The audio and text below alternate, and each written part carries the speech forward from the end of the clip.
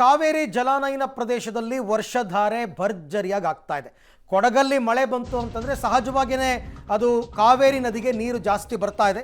ಹಾಗಾಗಿ ಈಗ KRSಗೆ ಒಳಹರಿವು ಇನ್ಫ್ಲೋ ಜಾಸ್ತಿ ಆಗ್ತಾ ಇದೆ.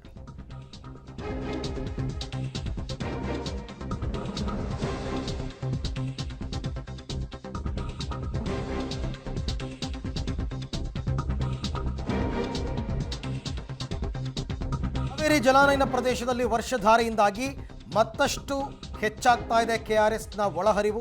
ಸದ್ಯಕ್ಕೆ ಡ್ಯಾಮ್ಗೆ 1832 ಕ್ಯೂಸೆಕ್ ಒಳಹರಿವಿದೆ. ಬಟ್ ಇದು ಏನೇನೂ ಅಲ್ಲ. ಹಾಗೆ ನೋಡಕ್ಕೆ ಹೋದರೆ ಪೀಕ್ಗೆ ಹೋದಾಗ 1,00,000 ಕ್ಯೂಸೆಕ್ ನೀರು ಬರುತ್ತೆ ಇನ್ಫ್ಲೋ ಒಂದು ದಿನಕ್ಕೆ.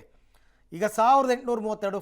But something is better than nothing ಅಂತಾರಲ್ಲ, ಏನೂ ಇಲ್ಲದೆ ಇರೋದಕ್ಕಿಂತ 1832 ಕ್ಯೂಸೆಕ್ ನೀರು ಬಂದಿದೆ. ಒಂದು 2-3 ಅಡಿ ನೀರು ಜಾಸ್ತಿ ಆಗಿದೆ. ಹಾಗಾಗಿ ಈಗ ಸ್ವಲ್ಪ ಪರವಾಗಿಲ್ಲಪ್ಪ ಅನ್ನುವಂಥದ್ದು. ಈ ಸರ್ತಿ ಬೇಸಿಗೆ ಕಾಲದಲ್ಲಂತೂ KRS ಅಕ್ಷರಶಃ ಒಣಗೋಗ್ಬಿಟ್ಟಿತ್ತು. ನಿಮಗೆ ಮಳೆ ಬಂದಾಗ ಆ ಒಣಗಿರೋ ಪ್ರದೇಶದಲ್ಲಿ ಭೂಮಿ ನೀರನ್ನು ಹೀರ್ಕೊಳ್ಳೋಕ್ಕೆ ತುಂಬ ನೀರು ಬೇಕಾಗುತ್ತೆ.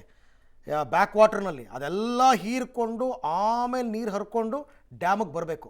ಅಷ್ಟಾಗಿಯೂ ಕೂಡ 1832 ಕ್ಯೂಸೆಕ್ ನೀರು ಬಂದಿದೆ ಮತ್ತು 2 ಅಡಿ ನೀರಿನ ಮಟ್ಟ ಜಾಸ್ತಿ ಆಗಿದೆ. It's A good news. ಯಾಕೆಂದರೆ KRS ತುಂಬಿದ್ರೇ ಬೆಂಗಳೂರು ಜನರಿಗೆ ನೀರು ಕುಡಿಯೋದಕ್ಕೆ.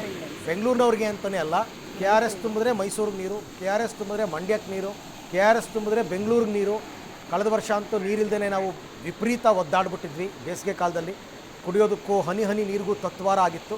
ಬಟ್ ಈ ಸರ್ತಿ ಪೂರ್ವ ಮುಂಗಾರೇ ಚೆನ್ನಾಗಿ ಬರ್ತಿರೋದ್ರಿಂದ, ಆಮೇಲೆ ಈಗಾಗಲೇ ಕೇರಳದಲ್ಲಿ ಮುಂಗಾರು ಸ್ವಲ್ಪ ಚುರುಕಾಗ್ತಾ ಇದೆ. ಅಂಡಮಾನ್ ನಿಕೋಬಾರ್ಗೆ ಈಗಾಗಲೇ ಬಂದಿದೆ. ಕೇರಳದಲ್ಲೂ ಕೂಡ ಆಗ್ತಾ ಇದೆ ಅಂತ ಹೇಳ್ತಿದ್ದಾರೆ. ಒಳ್ಳೆ ಮಳೆ ಆಗುತ್ತೆ ಅನ್ನೋ ನಿರೀಕ್ಷೆ ಇದೆ.